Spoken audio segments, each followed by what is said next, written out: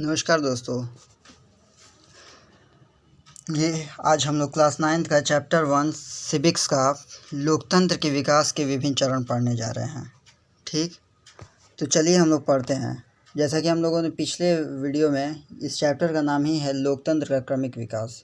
तो हमने किस तरीके से पढ़ा विभिन्न देशों के विभिन्न घटनाओं द्वारा, जिसमें से 2 एग्जाम्पल दिए हुए थे किताब में, चिली और पोलैंड की घटना के बारे में, कि किस तरीके से वहाँ पे लोकतांत्रिक शासन की स्थापना हुई। तो फिर हमने उसके बाद लोकतंत्र की समानताएं देखी और असमानताएं देखी कि क्या होता है लोकतंत्र में। लोकतंत्र में जनता अपने प्रतिनिधि को चुनती है और जनता द्वारा चुने गए प्रतिनिधि ही शासन करते हैं देश पर। तो ये सब हमने वहाँ देखा। लेकिन क्या ये जो हमने 18वीं शताब्दी में, ये सब 18वीं 19वीं शताब्दी में जिस तरीके से हम लोगों ने देखा कि किस तरीके से लोकतंत्र 19वीं शताब्दी 20वीं शताब्दी में और धीरे धीरे करके हर देश में लगभग लोकतांत्रिक शासन व्यवस्था की स्थापना हो ही रही है। तो इससे हम क्या सोच सकते हैं कि क्या ये अभी से शुरुआत हुई है लोकतांत्रिक शासन की व्यवस्था? तो हमें कुछ प्रमाण मिले हैं जिसके जो भारत के हैं कि 6ठी शताब्दी में बुद्ध काल में ऐसा नहीं है कि अभी ही सिर्फ लोकतांत्रिक व्यवस्था हुआ करती है, पहले भी हुआ करती थी। यहाँ पे कुछ लिखे हुए हैं जगहों के नाम: कपिलवस्तु का शाक्य, सुभार पर्वत के भागों का प्रांत, अनुकंप का बुली, केरुपत के कलाम, रामग्रम, कुशीनगर का मल, लीवन के मौर्य, वैशाली के लिच्छवी, मिथिला के विदेह आदि ये शामिल जगह हैं। तो यहाँ पे पहले लोकतांत्रिक गणराज्य रह चुके हैं। तो यहाँ पे कैसे होता था? जस्ट वैसे ही होता था जैसे कि अभी होता है। लेकिन वहाँ पे आज के समय में हम लोग प्रधानमंत्री, राष्ट्रपति, लेकिन उस वक्त के समय में जो चुने हुए प्रतिनिधि को राजा कहा जाता था। और राजा के अंडर में 1707 राजा प्रतिनिधि हुआ करते थे केंद्रीय समिति में, लिच्छवी गणराज्य में। और प्रत्येक राजा के अधीन एक उप राजा होता था। जैसे कि आज प्रधानमंत्री के नीचे बहुत सारा पद होता है। जैसे प्रेसिडेंट का ले लेते हैं तो प्रेसिडेंट के नीचे वाइस प्रेसिडेंट होता है। और फिर उसके अंडर में सेनापति भी आते हैं लोग, बहुत सारे डिपार्टमेंट आते हैं। उसी तरीके से राजा के अधीन बहुत सारे उस वक्त भी डिपार्टमेंट उनके अंडर में आते थे। ठीक, तो उस वक्त के प्रतिनिधि को राजा कहा जाता था। और ये राजा खुद से नहीं बनते थे, इनको भी जनता द्वारा निर्वाचित किया जाता था, चुना जाता था, जिस तरीके से लोकतांत्रिक शासन व्यवस्था में होता है। तो पहले पढ़ते हैं कि किस तरीके से लोकतंत्र का विकास हुआ।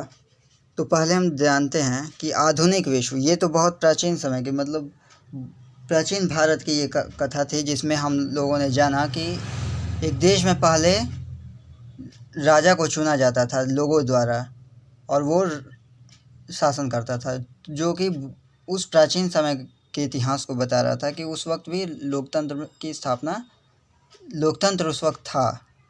तो हम किस तरीके से लोकतंत्र से फिर राजशाही शासन आया और दूसरा अलग शासन आया। लेकिन फिर हम देखते हैं कि जैसे ही आधुनिक विश्व आता है, लोग पढ़ते लिखते हैं, जैसे जैसे देश का विकास होता है, इस लोगों का विकास होता जाता है, तो फिर हम देखते हैं कि बहुत सारी क्रांति होने लगती है लोकतंत्र की स्थापना के लिए, जिनमें से बहुत सारे प्रमुख हम यहाँ पे पढ़ेंगे। तो प्रारंभिक चरण में देखिए दिया हुआ है क्या कि आधुनिक विश्व में सन 1789 में फ्रांसीसी क्रांति से लोकतंत्र की स्थापना एवं विस्तार की शुरुआत हुई। ये जो मॉडर्न वर्ल्ड है, इसमें लोकतंत्र की स्थापना 1789 से शुरू हुई। और इसी को देखते देखते दूसरे देशों में भी ऐसी प्रेरणा मिली और वहाँ पे भी करते करते धीरे धीरे लोकतांत्रिक शासन की स्थापना होने लगी। तो पहले 1789, हालांकि इससे पहले, और सबसे बढ़िया बात यह है कि जब फ्रांस में जब लोकतांत्रिक शासन की स्थापना हुई तो यहाँ पे 3 तत्वों को स्थापित किया था। पहला था स्वतंत्रता, यानी हर लोग स्वतंत्र है और समानता, सभी लोग को बराबर देखा जाता है, और भ्रातृत्व यानी फ्रेटर्निटी, भाईचारे की। तो ये 3 चीज़ जो कि हमारे भी संविधान में है। तो ये चीज़ उस वक्त के फ्रांस के लोकतंत्र में ये 3 तत्वों को स्थापित किया गया था। तो पढ़ते हैं यहाँ पे, लेकिन फ्रांस के जन विद्रोह ने स्थायी और पक्के लोकतंत्र की स्थापना नहीं की थी। उस वक्त भी 1789 में लोकतंत्र की ये सब चीज़ तो ला दिया गया था, लेकिन उस वक्त अच्छे से लोकतंत्र की स्थापना नहीं हुई थी। कई बार लोकतंत्र की स्थापना होती, फिर वहाँ पे दूसरे कोई पावरफुल लीडर आके उस लोकतंत्र को हटाता, फिर वहाँ पे वही व्यवस्था रह जाती, फिर फ्रांस के लोग फिर संघर्ष करते, फिर वहाँ पे लोकतंत्र। फाइनली क्या होता है कि 1789 की क्रांति संदेश संसार के कई देशों में फैलती है कि पूरी तरीके से फ्रांस क्या हो गया है, लोकतांत्रिक देश बन गया। और ये धीरे धीरे जब, क्योंकि पूरे विश्व में राजा का शासन था, कहीं ना कहीं मोनार्कियल सिस्टम था, राजशाही शासन था बहुत से जगहों पे, और ना ही, और कहीं कहीं जैसे कि हमारे भारत को ही देख ले, जैसे 1600 में क्या वो यहाँ पे अंग्रेज आ गए थे। पहले से तो यहाँ पे राजा शासन करते थे और अंग्रेज आ गए, फिर हम पे शासन करने लगे और देशों पे भी शासन करने लगे। तो इसी तरीके से जैसे अमेरिका जैसे देशों में भी अंग्रेज़ों ने, ब्रिटेन ने उन लोगों को गुलाम बनाया था, उपनिवेश बनाया था उन लोगों को, और उन लोगों का शोषण करते थे, और उन लोगों पे राज करते थे। तो ये जो जब फ्रांस लोकतंत्र के यहाँ पे स्थापित हुई, कि यहाँ पे जब जनता द्वारा चुनी गई सरकार बनी, तो ये जो मैसेज पूरा यूरोप में फैला, तो ये एक प्रेरणा का स्रोत बन गया कि यदि हम भी चाहें मिल जाएं, एकजुट हो जाएं, तो यहाँ पे भी हमारे देश में भी लोकतंत्र की स्थापना है। तो फिर हम देखते हैं कुछ, हालांकि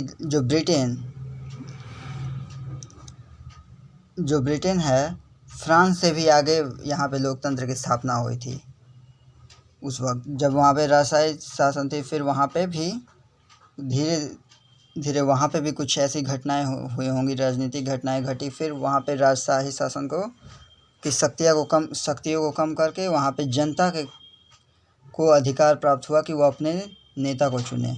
तो 1688 में ब्रिटेन में वहाँ पे लोकतंत्र की स्थापना धीरे धीरे करना लोगों ने शुरू कर दिया था, और उसकी मांग करना शुरू कर दिया था। और 18वीं शताब्दी के उत्तरार्ध में, लास्ट में देखिएगा कि संयुक्त राज्य अमेरिका में पहले ब्रिटेन का शासन था। तो पहले ब्रिटेन संयुक्त राज्य अमेरिका में भी शासन करता था, उपनिवेश उसको भी बनाया था जैसे कि भारत को बनाया था, और यहाँ पे लोगों का शोषण करता था सारे। उसी तरीके से अमेरिका हो, तो अमेरिका को भी जब पता चला कि दूसरे देशों में लोकतंत्र की स्थापना हो रही, तो वो एक तरह से प्रेरणा का स्रोत बना, ताकि वो लोग उन लोगों ने ब्रिटिश हुकूमत के विरुद्ध संघर्ष किया, ताकि वहाँ पे भी अमेरिका में लोकतंत्र की स्थापना हो सके, चुनी हुई वहाँ पे सरकार आ सकती। और 1776 में क्या होता है कि फाइनली अमेरिका आज़ाद हो जाता है ब्रिटिश हुकूमत से, और लोकतांत्रिक संविधान। और याद रखिएगा, विश्व का पहला संविधान 1789 में अमेरिका ने ही लिखा, ठीक। और आज ही उसी संविधान के अनुसार आज अमेरिका जो है, उस 1789 का जो उन लोगों का संविधान बना, उसी संविधान पे बेस्ड होकर उसी के अनुसार उसी के अकॉर्डिंग अमेरिका में आज भी शासन हो रहा है, और आज वो लोकतांत्रिक देश है। तो अमेरिका के कब आज़ाद हुआ? तो 1776 में हुआ था, और उसका संविधान कब लागू हुआ था? 1789 में। तो हम देखते हैं कि पहले किस तरीके से प्रारंभिक चरण में हमने देखा कि फ्रांस में 1789 से फ्रांसीसी क्रांति हुई, और वहाँ पे लोकतंत्र की स्थापना और विस्तार शुरू होने लगा था। और लेकिन ये स्थापित अच्छे से नहीं रहता है फ्रांस में अच्छे से नहीं रहता है, क्योंकि वहाँ पे बड़े बड़े लीडर जो होते हैं, जो बड़े बड़े पूंजीपति वर्ग के लोग होते हैं, वहाँ पे आप हिस्ट्री में पढ़ेंगे बहुत फ्रांसीसी क्रांति के बारे में, जहाँ पे 3 वर्ग में बांटा जाता है लोगों को। तो उसमें जो निम्न वर्ग के लोग होते हैं उस पर ज़्यादा टैक्स लगाया जाता है। इससे बहुत सारी अराजकता की स्थिति रहती है, जिससे लोग वहाँ पे राजशाही शासन रहता है तो उसको उखाड़ फेंकते हैं, फिर वहाँ पे लोकतंत्र की स्थापना। लेकिन ये नहीं, इससे पहले ब्रिटेन में हो चुके थे लोकतंत्र की स्थापना 1688 से ब्रिटेन में भी, क्योंकि उस वक्त राजा महाराजा का वहाँ पे शासन हुआ करता था। और वहाँ पे जो था, जो जनता संतुष्ट नहीं थी उस राजा महाराजाओं तो फिर उस शासन को उखाड़ फेंकी और वहाँ पे भी लोकतंत्र की स्थापना हुई। और चूँकि ब्रिटेन सारे देशों को उपनिवेश बनाता, सब पे राज किया है, तो अमेरिका पे भी उसने राज किया था। तो उससे प्रेरणा लेके, फ्रांसीसी क्रांति से प्रेरणा लेकर अमेरिका में भी के लोगों में भी ब्रिटिश हुकूमत के खिलाफ़ आवाज़ उठाने की ज़रूरत की। और फिर 1776 में अमेरिका आज़ाद हो गया ब्रिटिश हुकूमत से, और 1789 में उसका लोकतांत्रिक संविधान बन गया। तो चलिए हम आगे पढ़ते हैं। यद्यपि 19वीं शताब्दी में लोकतंत्र के लिए संघर्ष हुआ और उसमें प्रगति भी हुई, परंतु यह संघर्ष नागरिकों की राजनीतिक समानता, स्वतंत्रता तथा न्यायिक निष्पक्षता जैसे मूल्यों की प्राप्ति तक ही सीमित थी। और 19वीं शताब्दी तक लोगों को लोकतंत्र के लिए बहुत संघर्ष करना पड़ा, और इसमें प्रगति भी हुई। बहुत सारे देशों में लोकतांत्रिक शासन की व्यवस्था आ गई, लेकिन जो राजनीतिक समानता है कुछ ही लोग तक थी, हर लोग को नहीं था। मतलब जैसे कि सार्वभौमिक वयस्क मताधिकार, मतलब वोट देने का अधिकार हर लोगों को नहीं था। कहीं कहीं पे जगह पे था बड़े लोग ही दे सकते हैं, कहीं पे था कि सिर्फ आदमी ही दे सकते हैं, कहीं था कि काले नहीं दे सकते, गोरे सिर्फ देंगे। तो बहुत सारी ऐसी चीज़ें थीं।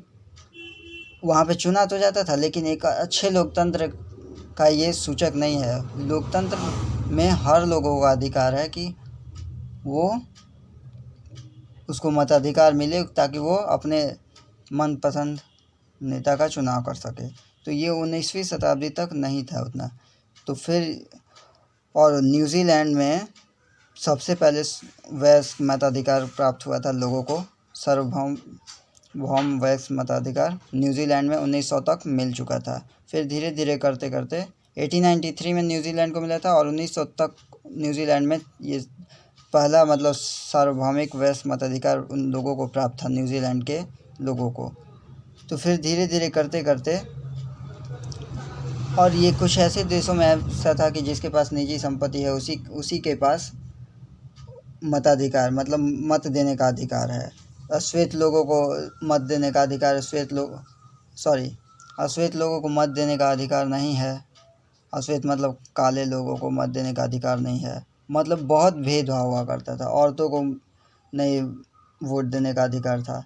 तो ये सब चीज़ धीरे धीरे करते करते जैसे लगा कि लोगों दूसरे देश से प्रेरित होने लगे कि इस देश में सार्वभौमिक वयस्क मताधिकार है, और उससे प्रेरणा लेकर धीरे धीरे करते करते लोगों ने आवाज़ उठाई, और 20वीं शताब्दी तक लगभग सभी देशों में